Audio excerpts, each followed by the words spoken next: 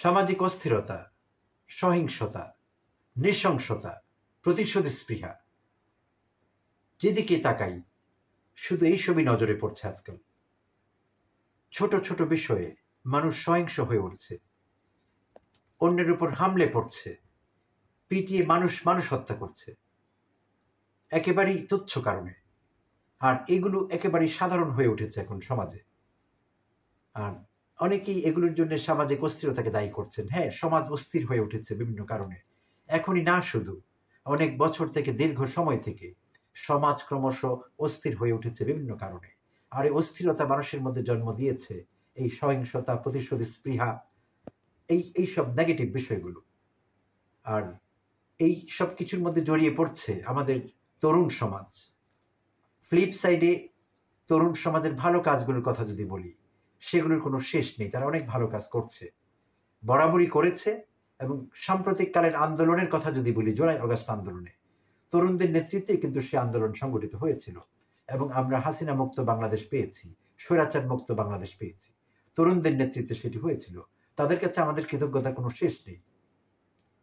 আবার ফ্লিপ সাইডে তারা যা করছে, ছোট ছোট ইস্যুতে মবক্রেসি প্র্যাকটিস করছে, তারা মব ক্রিয়েট করছে এবং কখনো কাউকে পিটিয়ে অকুস্থলে মেরে ফেলছে, কখনো পিটিয়ে গুরুতর আহত করছে, ছোট বড় নানা কারণে।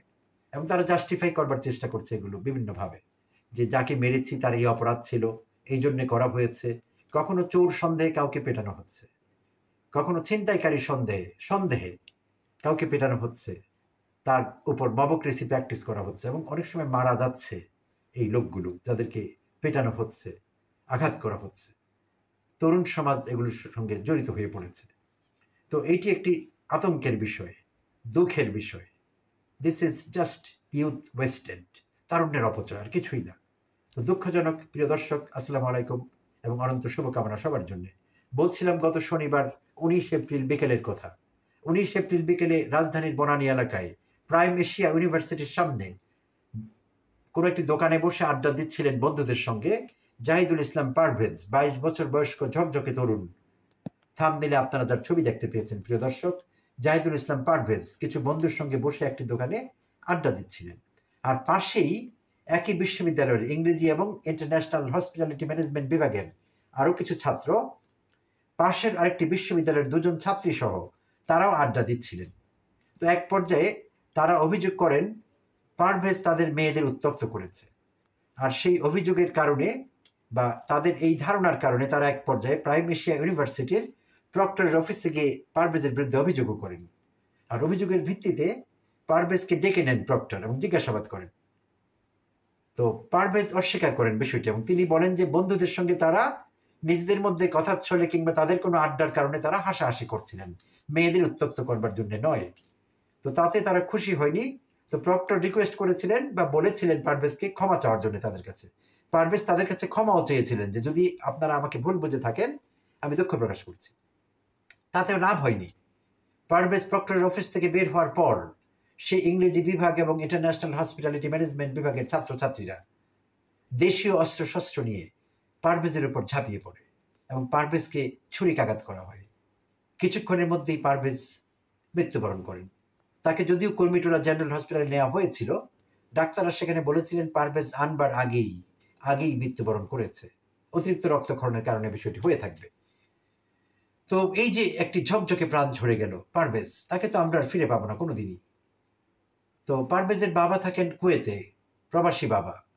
তার পরিবার থাকেন ময়মনসিং এর কোথাও। পারভেজ তার বোনের সঙ্গে ঢাকায় পড়াশোনা করছিলেন। তো এই খবর পেয়ে পারভেজের বাবা কুয়েত থেকে ছুটে আসেন এবং ময়নাতদন্ত শেষে পারভেজের লাশ ময়মনসিংয়ে রোববার দিন দাফন করা হয়। আর রোববার দিন ছাত্র দল একটি সংবাদ সম্মেলন করে ঢাকায়। আর সংবাদ সম্মেলনে তারা দাবি করে যে পারভেজ তাদের কর্মী, ছাত্র দলের কর্মী। আর পারভেজকে যারা আঘাত করেছে বা আঘাত করে হত্যা করেছে তারা বৈষম্য বিরোধী ছাত্র আন্দোলনের বনানী এলাকার কিছু নেতৃস্থানীয় লোক। তো এই অভিযোগের ভিত্তিতে পুলিশ 3 জনকে গ্রেপ্তার করেছে ইতিমধ্যে। ঢাকার বাইরে থেকেও নিয়ে আসা হয়। কুমিল্লার তিতাস উপজেলা থেকে একজনকে গ্রেপ্তার করা হয়, একটু আগে নিউজে দেখলাম। তো তারা গ্রেপ্তার হয়েছে, ভালো কথা। হয়তো প্রসিকিউট করা হবে, তাদেরকে বিচারও হবে কোনো একদিন হয়তো। পারভেজ তো আর ফিরে আসবে না। তো এইভাবে অসংখ্য পারভেজ আমাদের সামনে থেকে চলে যাচ্ছে। নৃশংস হত্যাকাণ্ডের শিকার হচ্ছে, ছোট বড় নানান কারণে, জাস্টিফাইড আনজাস্টিফাইড, আমরা জানি না আসলে কি, বাট এগুলো ঘটছে। তো যদি ধরেও নেই যে পারভেজ কোনো অন্যায় করেছিল, সত্যিকার অর্থেই পারভেজ মেয়েগুলোকে টিজ করেছিল, পারভেজের বন্ধুদের যদি এমন ধারণা হয়েও থাকে, তারা তো কমপ্লেন করেছিল প্রক্টর অফিসে, বিষয়টির একটি রফা দফা হয়েও গিয়েছিল, আর তাতেও তারা যদি সন্তুষ্ট না হতো, তাহলে বিচারের ব্যবস্থা করা যেত বৃহত্তর পর্যায়ে। তাদের বিশ্ববিদ্যালয়ের তাদের বিভাগের শিক্ষকদের নিয়ে, ছেলে মেয়েদের নিয়ে আন্তঃবিভাগ বৈঠক করতে পারতো, মিটিং হতে পারতো, তারা ফার্দার কোনো সলিউশন খুঁজতে পারতেন। কিন্তু তা না করে বিশ্ববিদ্যালয়ের ছাত্র হয়ে তারা কেন দেশীয় অস্ত্রশস্ত্র হাতে খুনিদের মতো, সন্ত্রাসীদের মতো, গ্রাম্য নাটিয়াল বাহিনীর মতো, তারা কেন তাদের আরেকজন সহপাঠী কিংবা অন্য বিভাগের আরেকজন ছাত্র একই বিশ্ববিদ্যালয়ের তার উপর এভাবে নৃশংসভাবে ঝাঁপিয়ে পড়বে? এটি তো কোনোভাবে জাস্টিফাই করা যায় না। এই কষ্ট রাখবার আমাদের জায়গা নেই। My heart bleeds as I am recording this video. আমার হৃদয়ে রক্তক্ষরণ হচ্ছে, আমি সহ্য করতে পারছি না। এটি কেন হতে হবে? আমাদের তরুণ সমাজ কি বুঝতে পারবে না যে আমরা যা করছি সেটি অন্যায়? আমরা তারুণ্যের অপচয় করছি। This is just youth wasted, তারুণ্যের অপচয়, আর কিছুই না। ভালো কাজের পাশাপাশি তারা কেন এগুলো করবে? কেন তাদের এগুলো করতে হবে? তারা কেন জাস্টিফাই করার চেষ্টা করবে সহিংসতাকে, প্রতিশোধ স্পৃহাকে? কেন করতে হবে এটি? তাদের মধ্যে কি শুভ বুদ্ধির উদয় হবে না? তরুণ হলেই কি যে কোনো কাজ করা যাবে? তরুণ হলেই কি যে কোনো অন্যায়তে সায় দেওয়া যাবে?